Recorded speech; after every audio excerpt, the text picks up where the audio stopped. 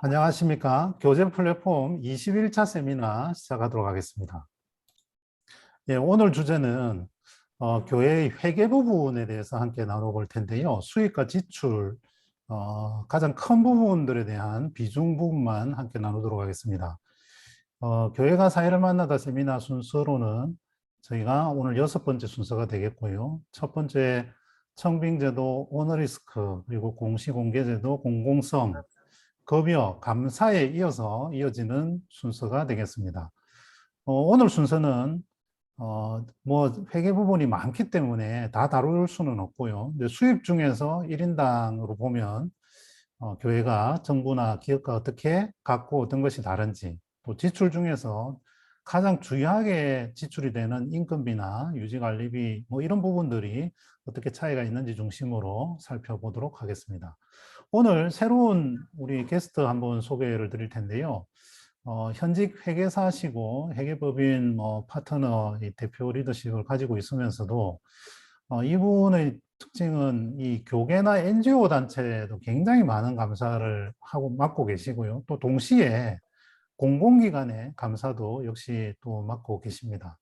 근데 사실 교계나 NGO를 회계사분들이 안 하는 이유가 예, 단가, 수입, 뭐 기타 등등에 크게 도움이 안 되기 때문에 잘 안 하는 분인데 굉장히 그런 부분에서 하고 계시고 또 교회 회계 관련해서 발표나 또 이렇게 강연 같은 것도 자주 하시는 분인데 한번 인사 한번 해주시죠. 그 먼저 첫 네, 번째로 예, 예, 안녕하세요. 홍보가 안 돼가지고 예, 지금 다시 해주시죠. 예. 네, 안녕하세요. 이찬호입니다. 네, 네, 이렇게 네. 또 좋은 또 분들 모여서 이렇게 또 교계를 위해서 이렇게 쓰시는 걸 알게 돼서 이번에 또 게스트로 초청 받았습니다. 뭐, 경험은 그렇게 또 많지 않지만 같이 고민하는 입장에서 또 제 경험을 이렇게 나눌 수 있는 시간이 될 것 같아서 최대한 또 아는 범위 내에서 말씀드리도록 하겠습니다. 예. 어, 제일 처음으로는 우리가 이제 수입의 어떤 전체 규모, 그리고 그 수입 중에서 1인당 부담하는 금액을 한번 산출을 해 보았는데요. 정부가 가장 큽니다. 예. 지난해 예산으로 512조이고요. 내년도 예산으로는 600조가 넘었습니다. 뭐, 세계 중에서 가장 통틀어서 가장 큰 규모인데요. 그 아래 칸에 보시면 요것이 1인당 1인당 평균 납세 금액입니다. 100만 원 조금 안 되는 것으로 나오는데요. 아, 우리 집은 내가 100만 원 이상 내는데 왜 이렇게 적으냐 이렇게 이제 생각하실 수도 있는데 이게 1인당이기 때문에 만약에 3인 가족이면 300만 원이 되는 거고 4인 가족이면 400만 원 뭐 이렇게 이제 생각을 하시면 됩니다. 근데 물론 조금 더 세부적으로 보면 지방세는 빠져 있습니다. 그래서 이제 이건 또 좀 이제 다른 문제긴 한데 대략적으로 우리 국민들이 국가에 내는 세금이 1인당 평균 한 100만 원 정도 된다. 이제 이 정도로 이제 보시면 될 것 같은데요. 어, 이광락 정도님 기업 거 잠깐 한번 소개를 한번 해주실까요? 네, 제가 보내드린 자료 좀 보완, 죄송합니다. 네, 자료 다시 찾았습니다. 네, 저는 아무튼 삼성 거만 드렸는데 한 대가 추가되어 있네요. 예, 네, 뭐 총 236조 매출액 기준으로 236조고 10만 8,880명 정도 근무하고 있고 현대는 104조 7만 1,504명이네요. 그래서 1인 제가 여기서 그 표시하면서 깜빡했는데요. 삼성그룹 전체가 아니고 삼성전자 한 군데만 그러고요. 그렇죠. 현대도 현대자동차 한 개 회사만 그렇습니다. 그 음, 아래 칸은 1인당 매출액인데 요거 설명 한번 해주시죠. 네, 뭐 매출을 종업원수로 나눈 금액이 되겠죠. 네, 예, 1인당 한 21억 정도 매출을 올린 벌어들인다. 뭐 그런 거죠. 계산상으로는 그렇게. 현대차가 조금 적기는 적네요. 네, 현대차는 한 14억 원 정도 되네요. 예, 네, 그 다음에 이제 오른쪽으로 한번 가보겠습니다. 교회 관련되는 부분인데요. 아래쪽에 표시를 해두었는데 이제 높은 뜻 덕소교회 100주년 기념교회 이렇게 되어 있는데 이 두 교회를 선정을 한 이유는 전혀 다른 이유가 없고요. 교회 홈페이지상에서 회계를 공개하는 몇 안 되는 교회들이기 때문에 했다라는 말씀을 드리고 그냥 참고로 이렇게 보시면 될 것 같은데 덕소교회의 지난해 올해 예산이 한 16억 정도 규모입니다. 16억 정도 규모이고 비슷한 개념으로 나눠보니까 1인당 160만 원 정도 그냥 이렇게 헌금하는 정도로 이렇게 볼 수 있을 것 같고요. 100주년 기념교회는 79억 정도 규모의 한 73만 원 정도 뭐 이 정도로 나오는데요. 이천화 회계사님 이거 한번 부연 설명을 좀 한번 해주시죠. 예. 예. 그래서 이제 뭐 정확하지는 않지만 큰 틀에서 이렇게 비교해 보는 건 의미 있다는 생각이 들고요. 저는 이제 개인적으로 교회 재정, 제가 다니는 교회도 재정을 뭐 본 지 꽤 오래돼서 이 자료를 보니까 과거에 한 10여 년 전에 저희 이제 기윤실 제가 활동을 좀 했었을 때 교회 이제 재정 공개, 회계 감사 이런 얘기를 했었던 적이 있습니다. 그때 이제 나왔던 얘기가 대략 교회 1인당 그 수익 규모가 강북엔 10만 원, 강남은 15만 원 뭐 이렇게 얘기를 했었습니다. 월 기준이죠. 월 기준이죠. 네. 그러니까 이제 연으로 따지면 뭐 120만 원, 강남은 네. 뭐 한 180만 원. 이렇게 했는데 이제 한 10여 년 전이니까 지금은 대략 저는 그냥 한 강북은 월 한 15만 원, 한 180만 원 정도. 네. 강남은 월 한 20만 원에서 한 240만 원 정도. 뭐 이렇게 보면 네. 인원수 대비 비슷하게 맞아가고요. 교회가 또 인원수 카운트 할 때 있어서 재직 인원하고 또 뭐 출석 인원하고 좀 이렇게 교적 관리가 좀 명확히 안 되니까 카운트도 사실은 이제 정확히 좀 할 부분이 있는데 그래서 대략 한 15만 원, 20만 원 이렇게 저는 그렇게 보고 있는데 여기 보니까 덕소가 월 한 13, 4만 원 정도 되는 것 같고요. 백주년 네. 기념교회는 저기 그래도 꽤 그 좀 유명한 뭐 이렇게 교회인데 인원수가 1,850명에 저 숫자가 조금 뭐 정확한지 모르겠습니다만 백주년 기념교회도 100만 원 당연히 넘을 건데 숫자가 이제 왔다 갔다 하는 교인들이 많아서 그런지 예, 저는 대략 그 정도로 알고 있습니다. 저도 100주년 기념교회 코로나 이전에 출석을 한 7천 명까지를 사실은 출석을 기준으로 보면 7천 명 정도를 봤었는데요. 아마 그냥 이제 뭐 공개된 데이터 정도로 해서 이제 이러다 보니까 이제 7천 명 기준으로 하면 조금 더 올라가고 그렇습니다. 요것도 마찬가지인데 아까 세금과 마찬가지로 1인당 이거밖에 안 되나라고 생각하시는 분들은 예, 어르신들 수입이 없는 어르신들하고 또 이 어린이들 뭐 이런 사람들은 또 헌금을 내지 않고 3인 가족도 기준으로 하면 곱하기 3을 하시면 된다 이렇게 보실 수 있고요.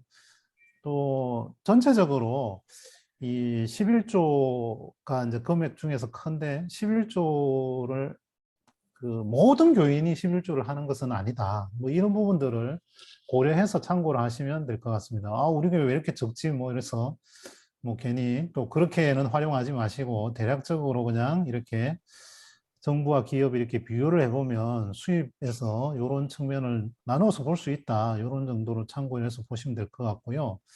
그 다음 이제 역시 이제 수입보다 지출 어디에 써느냐가 훨씬 더 어떻게 보면 중요하다. 이렇게 이제 볼 수 있는데요. 자, 인건비 비중을 한번 보시면 우선 정부는 7% 정도 씁니다. 7%. 근데 요거는 이제 공무원 숫자만, 중앙정부의 공무원 숫자만 카운트한 것이어서 산하기관을 포함을 하면 조금 더 늘어납니다. 한 11, 2% 정도까지 올라갈 것 같고요.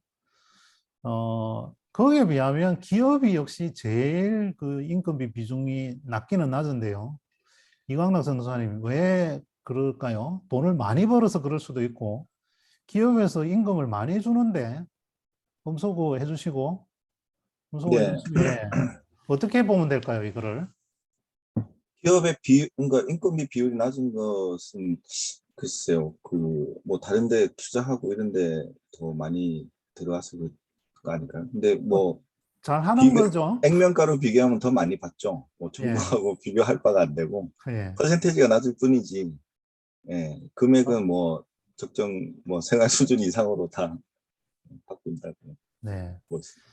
자, 그다음 이제 교회를 한번 가보겠습니다. 교회 이제 소무 교수님 한번 말씀을 주시면 좋을 것 같은데, 지금 이제 덕소교회는 한 25%, 뭐 백주년도 한 27% 비슷한 한 4분의 1 정도 수준인데요. 사실은 교회 중에서는 좀 사실 낮은 편입니다. 굉장히 이제 이 교회들이 좀 건실한 편이기도 하고 좀 뭐 그렇게 볼 수도 있을 것 같은데,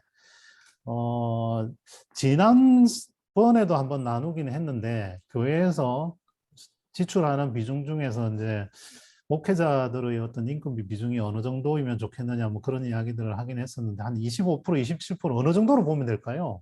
교수님. 글쎄, 그거는 뭐, 그, 이렇게 딱 얘기하기가 어려운 부분일 것 같은데, 그래도 지금 생각하셨던 것보다 높습니까? 낮습니까? 생각했던 것보다는 큰 교회라서 그런지 좀, 보통 이제 우리가 4분의 1로 얘기하면 4분의 1의 인건비를 하고, 4분의 1 뭐, 이제 교회 유지에 쓰고, 뭐 4분의 1 선교하고, 이제 사실은 또 4분의 1에서는 또 인건비도 포함되는 여러 가지 일들이 포함이 되는데, 네. 그런 걸 보면 여기는 그래도 굉장히 그래도 큰 교회라서 그런지 인건비 비중이 어느 정도 낮지 않는가 하는 생각이 드는데, 또 교회 회계를 많이 보신 분이 볼 때는 또 어떨지 모르겠습니다. 예. 네, 이천하 교사님 어떻게 보십니까? 예, 먼저 교회 하기 전에 기업 부분은 좀 삼성현대 이제 참 우리나라 제일 대표적인 기업이 샘플링이 돼서 이제 뭐 업종별로 좀 차이는 있을 것 같아요. 제조업하고 여기는 이제 장비 산업이니까 네. 기계와 자동화가 많이 돼서 인건비 비중이 낮을 수도 있다 그냥 이렇게 간단히 생각이 드는데, 교회도 이제 사이즈마다 이렇게 뭐 비율로 따지기 때문에 네. 좀 작은 교회는 고정비 인건비가 이제 고정비성이니까 작은 교회일수록 비중이 높을 것 같고요. 맞습니다. 큰 교회일수록 이제 비중이 낮을 것 같은데, 뭐 개척교회 같은 경우에는 뭐 한 50%까지 넘어갈 수도 있고, 뭐 한 50인 이하 이렇게 교회 가면, 근데 이제 한 400명대 교회 가면 한 25%이 정도, 30% 이하 뭐 이 정도 같습니다. 제가 그래서 400명 교회에서도 그 정도밖에 안 되나요? 저희 교회도 한 25% 정도 그 교육자 인건비가 그 예. 사무직 직원하고 나가고 있습니다. 제가 대형 교회 자료들 한두 개가 있는데 뭐 동의가 안 돼서 좀 오픈하긴 그런데, 이게 이제 뭐 급여 퍼센트 비중도 비중하고 급여 자체의 어떤 그 절대적인 금액도 조금 한번 논의가 됐으면 좋을 것 같고요. 근데 교회는 글쎄 사이즈마다 다르겠지만 25%, 뭐 27%뭐 이게 중간대가 아닌가 싶고요. 제가 네. 사립대학도 좀 관여가 돼서 봤는데, 사립대학 교원하고 교직원 인건비가 거의 50% 수준입니다. 사립대학은. 50%입니다. 예, 맞습니다. 예, 예. 50% 넘지 말라고 규칙이 있고 이제 그러는데요. 네. 장신대는 50% 좀 넘는 것 같고요. 뭐 아무튼 그 이게 지금 이제 뭐 코로나 이후의 교회 상황을 고려하면 뭐 목회자 사례를 못 주고 임대료를 못 주는 데들이 많다. 사실 이제 근데 여기서 교회를 일반화하기는 좀 어려운 부분이 분명히 있습니다. 그러니까 이 뭐 90%, 95% 이상이 뭐 100명 이하, 50명 이하의 교회 뭐 이런 통계들이 사실 그런 부분들을 고려하면 그 교회들에는 이 비율을 적용하기가 굉장히 어려운 뭐 그런 상황일 것 같고요. 예. 그다음에는 이제 이 건축과 관련되는 부분 또는 뭐 교회를 임차해서 할 경우에 이제 임대료를 어떻게 이제 내느냐 하는 부분에 사용되는 비용들인데요. 뭐 물론 이제 정부도 청사를 많이 이제 건축을 하고 또 뭐 정부도 뭐 임대를 해서 쓰는 경우도 굉장히 많습니다. 생각보다는 많습니다. 많은데 그런 데 들어가는 비용들이 뭐 그렇게 높지는 않은데 이게 워낙 뭐 이 정부에서 지출한 규모가 뭐 600조 원 수준을 이제 하다 보니까 이제 그런 것 같고요. 기업의 경우에 생각보다 그래도 비중이 꽤 높습니다. 이게 이제 주로 이제 공장이나 시설 설비 투자하는 비용들 때문에 요즘 안 한다고 하는데도 불구하고 그래도 꽤 높다라는 생각이 듭니다. 그런데 이제 눈여겨볼 부분은 이 교회 부분인데요. 덕소는 뭐 3.1%, 100주년은 1% 정도밖에 안 되는데 이 두 교회의 특징은 땅을 갖고 있지 않다라는 거. 그러니까 이 땅을 매입하면서 뭐 할부 저기 뭐 부채가 있다든지 뭐 할부를 한다든지 이런 부분들이 아니고 또 건축의 경우에도 뭐 두 교회 다 건축에 있어서 뭐 대형 건축을 하거나 이런 부분들이 아니기 때문에 상당히 이제 요 정도로 이제 나오는 것 같은데요. 이천하 기사님 요 부분도 한 말씀 해주시죠. 예, 이제 교회들이 고정비성 경비가 이제 인건비하고 건축, 건물 유지비 관련 비용일 것 같은데요. 임차한 건물 교회들하고 대개 이제 자기 교회 건물들을 갖고 있다고 보면 저희 교회는 자체 건물 갖고 있는데요. 뭐 차입금이 있어서 이제 차입금 상환하고 이자 내고 하는 거 보니까 그 건물 유지비가 한 18% 정도 되더라고요. 그리고 이제 이자하고 원금 분할 상환해 네. 나가는 게 한 4% 정도 해서 한 20% 정도가 건물 유지 관리비 정도로 이렇게 잡히는 거를 보입니다. 근데 이제 여기 샘플로 된 덕소교회나 백주년 교육교회는 이제 사이즈가 크면 이제 건물 없이 임대료로 백주년 교육교회는 좀 거기 사용 뭐 이슈가 있어서 상당히 좀 낮아서 네. 모델로 하기에는 조금 뭐 바이어스가 있는 것 같고요. 예. 대개 제가 알고 있기로는 교회 임대 건축 관련 비용이 10% 이상 되는 걸로 봅니다. 왜냐하면 저기 교회 건물이 유지비가 많이 나갑니다. 건물 공간 뭐 이런 네. 전기 관리비 뭐 이렇게 많이 나가고 감가상각 같은 것도 이제 사실은 반영이 안 돼 있고 네. 대개적으로는 비용인데 네. 그다음에 차입금에 대한 이자 비용 이런 것들에 대해서 반영하면 한 10% 정도 되지 않을까 이렇게 생각이 아까 되는데 교회 그 출석하시는 교회는 20%라고 그러셨죠? 예, 저희 교회는 한 20% 정도 예, 됩니다. 사실 뭐 건축 중이거나 이러면 뭐 아무리 건축 회계를 특별 회계로 따로 뺀다 하더라도 전체적인 비중을 보면은 뭐 20, 30% 정도는 대부분 뭐 그렇게 가는 것 같기는 한데요. 사실 뭐 그 공개된 데이터들이 아니어서 사실은 저희가 이번에 사용을 못 하기는 하는데 오늘 이 두 교회는 뭐 최소한도로 어쨌든 최소한도는 아니지만 아무튼 이 건축이나 이 건물 유지 부분에서는 뭐 정말 뭐 0.1% 정도에도 들지 않는 어떤 그런 케이스이기 때문에 참 예, 일반화하기는 쉽지 않은데 어쨌든 여기에 굉장히 많은 비용을 대부분이 사용하고 있다. 그래서 아까도 잠깐 소개를 드렸지만 그 어떤 그 사례비와 목회자 급여 인건비 비용과 뭐 임대 건축 관련되는 비용을 하면 거의 교회가 한 달 살림을 조금 살기 어려운 것이 뭐 현실적인 부분들을 고려하면 그러니까 이게 뭐 정답은 없는 거지만 하여튼 이런 부분들을 보시면서 한번 고민을 한번 해주시면 좋겠다. 뭐 그 정도로 일단 정리를 하고요. 백준영 교회 네. 같은 경우는 뭐 이런 건물 유지비라고 할 때 그 본다고만 말고 뭐 예. 기념관이나 이런 유지비를 예를 들어 그거를 선교비로 계산하는 그런 과정은 없나요? 다 본당 건축 이게 모든 건물에 대한 어떤 유지비 안에서 이렇게 지불이 된 걸로 나올 수가 있을까요? 그리고 이게 이 회계상에 따로 이 비용이 설정이 되어 있어서 일단 그렇게 계산을 했는데요. 근데 이제 이 100주년도 보면 그 지금 코로나 상황에서는 모르겠는데 그 이전에는 그 합정역 쪽에 민간 임차 빌딩을 주일만 이렇게 이제 임차를 해서 쓰는 경우가 있었거든요. 그래서 이제 그 비용들도 이제 지불을 하게 되는데, 근데 이 6,900만 원 정도는 그 비용, 그 비용을 포함하고도 남는 것 같습니다.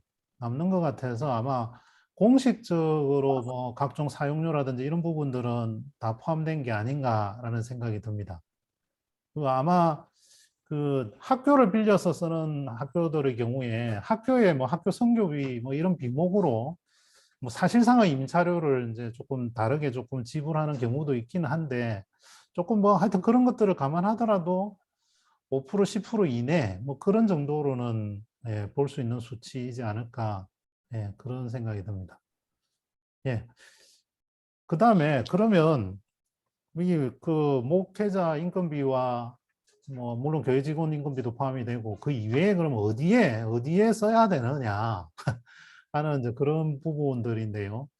그러니까 말하자면 흔히 말하는 좋은 일에 또는 그 뭐 하여튼 그런 부분들인데 그 이천하 회계사님 이 선교비와 구제비를 저희가 별도로 분류를 했는데 뭐 요 부분은 그러니까 교회 외적이라는 측면에서는 공통적인데 그런데 이게 이제 교회 외에 있는 교회 바깥에 있는 교인이냐 아니냐 이제 이런 부분에서는 좀 차이가 있을 수 있을 것 같은데 한번 예.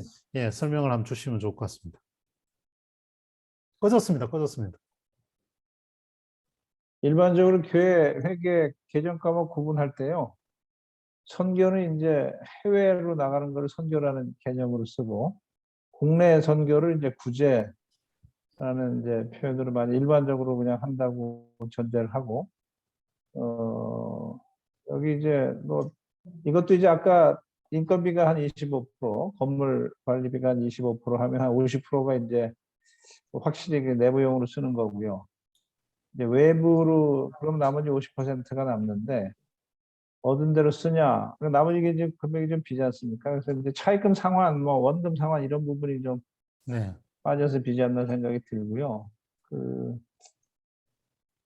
30% 이상 목표, 50% 이상 목표 이게 이제 교회에서 정하기 나름인 것 같습니다. 저희도 이게 이제 예산 세울 때 50% 이상은 외부로 써야 어떤 교회가 어떤 공익성이 있지 않냐라고 해서 50% 이상 목표로 정하고는 있습니다. 근데 이제 그럼 인건비 빼고 50%냐 뭐 이렇게까지 얘기는 하고는 있는데 저희 교회를 자꾸 얘기해서 죄송합니다만 제가 이번에 또 보니까 한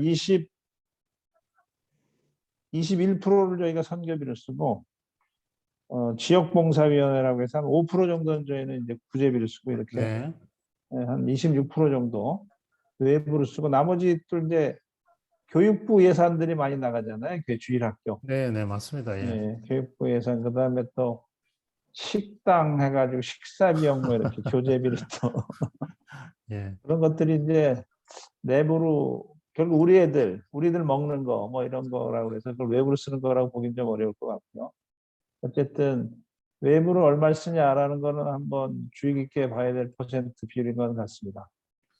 근데 뭐 아까 조금 전에 설명하실 때 50% 이상 써야 공공성이 확보되는 거라고요? 그건 너무 어려운 이야기인데. 아니 이제 저는 개인적인 생각일 수도 있는데 교회가 이제 기부금 단체로 지정을 해서 인정을 해주잖아요. 기부금 공제를 세액 네네. 공제를 기부금 공제해 준다는 거는 공익성이 있다고 공공성이 있다고 해서 사실 인정해 주는 거고요. 다른 기부금 단체들은 그 내부 관리비 쓰는 거에 대해서 상당히 제한적인데 교회는 혜택을 보는 거죠. 상대적으로 어떻게 보면 다른 공익법인에 비해서 네. 그런 차원에서 얘기한 거고요. 뭐 근데 이제 물론 이제 교육기관도 그 학교도 이제 공공성이 있어서 하지만 또 그 교원이라는 교직원 인건비의 비중이 크니까 꼭 그렇게 단순 비교하기는 어렵습니다만 하여간 교회가 좀 더 우리를 위해서 쓰는 비용보다는 우리 이외의 타인들을 위해서 쓰는 비중을 좀 높이자라는 차원에서 이렇게 얘기해 볼 수 있지 않나 이렇게 생각합니다. 일단 참고로 그 대학에서는 특히 이제 뭐 사립학교들을 이렇게 보면 이제 10% 이상 납입금의 10% 이상을 장학금을 줘라. 뭐 공식 용어로는 학비 감면인데 10% 정도 하기가 정말 좀 보면 쉽지 않더라고요. 근데 사실 그 어떻게 보면 그것도 자기 학생들 10%이기 때문에 어떻게 보면 일종의 내부 거래는 아니지만 뭐 그런 성격인데 외부로 쓰는 것이 아님에도 불구하고 10% 쓰기가 쉽지 않은데 이 두 교회 같은 경우는 굉장히 목표가 한국 교회 중에서 가장 그 우수한 엑설런트한 정도의 목표라고 생각이 되어지는데, 서 교수님, 근데 이 50% 목표를 잡아놓고 못 쓰는 이유는 혹시 뭐라고 보시는지요? 아까도 얘기했지만 여기 저기 그 교육이나 예, 그런 내부적으로 그런 그 필요한 기금들이 있을 것 같아요. 교육이라는 것은 그 멤버에게 주는 것도 이기도 하지만 여러 가지 또 네, 이제 그 목적이 또 있을 것 같아서 네, 지금 이제 하여튼 목표와 아까 이제 인건비 빼고 예, 그다음에 그 건축금 빼면 사실은 네, 나머지는 다 손교할 수 있고 그런 금액인데 거기에서 그만큼이 못 미치는 거는 그 내부적으로 또 이제 교회에서 사용되는 것이 있는 거죠. 네. 교육비가 아주 좀 중요할 것 같습니다. 예. 제가 이제 100주년 기념교회 한 몇 년 전부터 계속 이렇게 좀, 이렇게 재정 공개하는 교회가 많지 않아서 조금 관심 있게 봐왔는데, 어, 아예 50% 목적을 가지고 대내 계정과 대외 계정을 아예 분리를 해두었더라고요. 그래서 대외 계정에서 돈이 남아도 대내 계정에서 모자라도 못 가져 쓰도록 아예 딱 분리를 딱 시켜놨는데, 문제는 이 50%를 항상 다 못 쓰는 정도가 아니라 뭐 거의 대부분을 못 쓰더라고요. 특히 이걸 쓰기 위해서 요 대외 담당하는 분을 완전 전담으로 두고, 지금은 이제 4인 공동 목회 기준에서도 한 분이 아예 이거 전담으로, 그러니까 담임 목사 4사람 중에 한 사람이 이걸 전담하고 막 이러는데도 불구하고, 어떻게 보면 2사람이 아니어서 그럴 수도 있지만 그동안에 기존에 이런 부분들을 사용하는 그 루트를 개척하지 못했다, 내지는 뭐 외부에서 지원 요청하는 데는 많은데 이걸 되게 좀 조심스러워하는 그런 점도 있는 것 같습니다. 여기 주면 또 저기 안 주면 안 되고 뭐 이런 어떤 룰을 만들고 뭐 이런 부분들 때문에 아마 내부에서 고심이 많은 것 같은데, 그 조금 안타깝다는 생각은 듭니다. 그러니까 다른 데서는 쓸 돈이 없어서 못 쓰는 데도 있고 또 마음이 적어서 그런 데도 있는데, 여기는 돈도 있고 마음도 있는데 또 왜 못 쓸까? 참 그런 그런 고민도 좀 하기도 하고 했었는데, 이강락님, 이 기업의 사회공헌 활동 이 부분은 왜 합니까? 돈 들여가면서. 전에도 뭐 비슷한 주제로 얘기를 했던 네네. 것 같은데, 일단은 뭐 기업의 그 이익이 다 고객에서 온 거기 때문에 네. 일부 이제 그런 환원 차원에서 하는 것도 있고, 또 가장 큰 이유는 광고죠. 홍보. 예, 예. 뭐 연말 결국 되면 그게 또 다시 또 다른 수입을 그렇죠. 불러들이기 위한 뭐 수단이자 손해 보는 일을 이미지 안 하는 메이킹이. 거죠. 예. 이게 그리고 사실 굉장히 저희 교회 돈을 같은 많이 쓰는데. 경우는 선교 이제 국내 선교, 국외 선교 이렇게 해서 그러니까 일정 금액을 계속 지원하고 있는데, 그러니까 이게 뭐 수입이 이렇게 수입의 비율로 지금 이렇게 따졌는데, 뭐 수입이 많다고 해도 그거를 이제 계속 고정적으로 이제 지출하고 있기 때문에 뭐 그 비율에 따라서 이렇게 뭐 수입이 늘어도 뭐 갑자기 지출하기도 그렇고, 그러니까 일정하게 나가는 거거든요. 그래서 비율을 좀 따지는 건 좀 문제가 있는 것 같고, 요번에 저희는 또 새롭게 지역사회하고 같이 이렇게 하자고 쿠폰을 한 1,000만 원 정도 이렇게 기금을 조성해서 연말에 이렇게 좀 쓸 수 있도록 하는데, 그렇게 말고는 이렇게 뭐 돈이 갑자기 생겼다고 뭐 지출하기는 좀 힘든 것 같습니다. 교회도 좀 네. 꾸준하게 이렇게 지속적으로 지원하는 게 중요하기 때문에, 사실 제가 새로 이거. 사업을 만들지 않는 이상 뭐 돈이 생겼다고 지출하기 힘들고, 또 그게 지속적으로 해야 되기 때문에 돈이 또 줄었을 때는 또 문제가 되기 때문에 어느 정도 완충되는 그걸 놔두기 위해서 좀 비율은 뭐 50%는 항상 고정해서 나가기는 힘들지 않을까 이런 네. 생각이 듭니다. 이번에 이 자료 조사를 하면서 보니까 우리 신학생 전도사님들, 목회자분들이 이 교회 회계에 접근하는 것 자체가 굉장히 어려워하고 장벽이 있어 보이는데, 이천하 회계사님, 예, 이 뭐 신학생들 신학교에서 공부를 좀 해야 됩니까? 어떻게 해야 됩니까? 해야 됩니다. 제가 신학교 가서 네, 회계 강의를 총신대도 해서 가보고 장신대도 가서 해봤는데, 예, 제가 이제 조크 삼아 하는 얘기가, 제가 이제 선교단체나 이런 NGO 단체 가서 회계 보고를 하면 12억 3,532만 5,820원 이렇게 저는 딱 읽는데, 신학하셨다는 분들은 12억 3천을 1200만 원인가 뭐 1억인가 이렇게 막 정확히 못 읽어요. 아, 그래서 나는 숫자만 보면 머리가 아프다 그러면서 그 숫자 돈에 민감하지 않은 거를 이렇게 참 그 자랑스럽게 생각을 하고, 그래서 저는 이거 보면 딱 아는데 저는 상당히 세속적인 사람 같습니다. 네, 이렇게 이제 얘기를 하는데 이거 어카운터빌리티가 있어야 되고 스튜어드십이 있으려면 이게 숫자를 잘 정리 관리를 해야 되는데 음, 그거를 좀 이렇게 아는 거에 대해서 조금 조심스러워하는 것 같아서 제가 음. 100만 단위, 1000만 단위, 억 단위 이렇게 읽는 거를 이렇게 알려드립니다. 숫자에 대해서 잘 관리를 하셔야 된다. 네. 우리 교수님 신학적으로 이 교회 회계 내지는 뭐 지금 이 수입 지출이 가지는 의미는 좀 뭐 어떻게 봐야 될까요? 어떤 비중이나 뭐 아니면 목회자로서 준비 뭐 이런 측면에서는요. 아, 일단은 하여튼 지금 저는 이제 이렇게 정부와 기업과 이렇게 비교를 할 때 네, 하여튼 교회는 사실은 자원단체잖아요. 네, 자원에서 헌금을 해서 하나님의 사업을 하기 위해서 이제 어떻게 보면 자원에서 헌금을 해서 하나님의 목적을 이루기 위한 이제 그런 단체고, 그래서 이제 그런 것을 위해서 사람 인건비도 드리고 뭐 건물도 필요하고, 그리고 이제 저희가 하는 사업 중에서 이제 중요한 것이 이제 결국 선교와 구제와 이런 이제 디아코니아라든가 이제 또 이제 이번에 우리 우리 회계사님 얘기하는 걸 들으면서 이게 정부 사회에서 공익법인으로 인정하고 있다는 것이 큰 의미를 가지겠다. 그래서 네, 그런 이제 공복성을 우리가 계속 반복하고 교회로서 이제 그런 것들을 노력해야 되겠다는 생각을 했거든요. 그래서 일단은 이제 교회 목적이 뭐냐?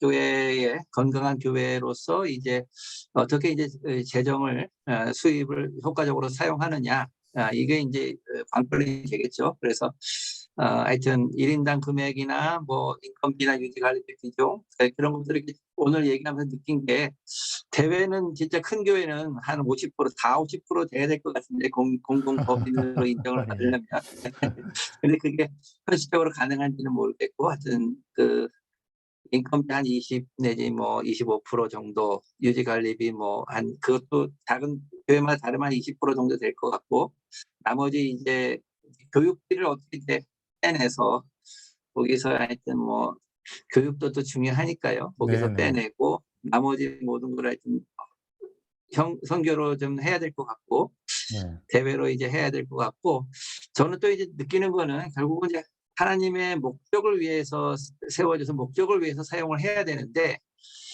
돈의 이제 분량, 이게 할당 이런 것도 중요하지만 돈을 이제 어떻게 효과적으로 사용하느냐도 중요할 것 같아요. 그래서 대외적으로 이제 선교를 하는데 그 뭐 팔로우업이랄까, 그다음에 이제 이 돈들을 어떻게 효과적으로 구제를 하고 해야 될지 그런 고민이 좀 필요하지 않을까, 그런 생각을 네, 해봅니다. 네. 예, 시간 관계상 또 이제 마무리를 해야 될 것 같은데요. 우리 목회자들이 우리 뭐 회계사님 이야기하는 것처럼 막 단위를 정확하게 이게 중요하지만 뭐꼭 그런 부분들뿐만 그런 것보다는 뭐 가장 좋아하는 것들은 재물이 있는 곳에 마음이 있다. 뭐 그래서 근데 그 구절은 꼭 헌금을 많이 하라고 설교할 때만 그 구절을 주로 이제 인용들을 많이 하시는데, 근데 그런 것보다도 결과적으로는 우리가 왜 모이고 왜 교회를 이루고 왜 교회에 헌금을 하는가, 또 그리고 그 헌금은 어디에 어떻게 이제 사용되어져야 하는가, 여기서 결국 이제 비중을 우리가 어디에 더 많이 더 마음을 두느냐 하는 부분으로 이렇게 이제 고려를 해주시면 좋을 것 같고요. 오늘 뭐 특히 어떤 우리가 계속 시리즈로 보고 있습니다만 정부와 기업이 같을 수는 없지만 그런 부분들과 우리의 어떤 차이, 또 여기서 조금 그 어떤 인건비의 비중이라든지 또 외부에서는 비중을 조금 더 여러 가지 고민의 포인트들을 삼아두면 또 목회 현장에 또 교회 이미지를 개선하는데 훨씬 도움이 또 되지 않을까, 이제 그런 생각들을 가져보면서요. 예, 오늘 21차 세미나는 여기서 마치도록 하겠습니다. 수고하셨습니다. 수고하셨습니다. 네, 감사합니다. 수고하셨습니다. 감사합니다.